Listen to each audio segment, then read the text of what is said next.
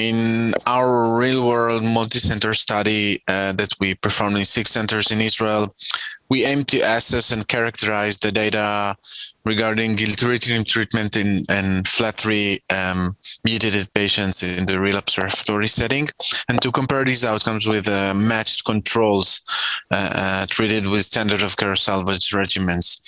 The patients in our cohort were heavily pretreated.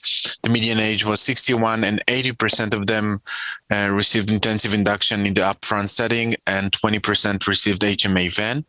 The median of prior treatments was 2, and almost half of our patients received prior allogeneic stem cell transplant. Of note, it's worth mentioning that 40% of our patients received prior TKI. They had prior TKI exposure, as opposed to the 12% that were reported in the Admiral trial. So overall survival in our cohort was 8 months.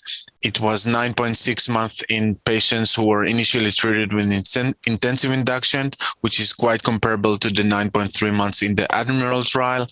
And it was versus 7 months in the standard of care arm in the match controls.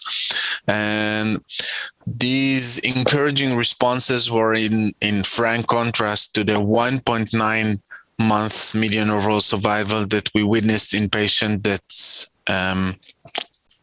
in patients that were previously treated with HMA-VEN.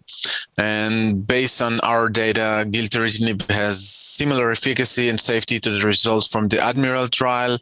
And in addition, I would say that gilteritinib monotherapy does not effectively salvage patients in this clinical setting as a monotherapy, and we should pursue for maybe another approach in patients who are initially treated with HMA and VEN.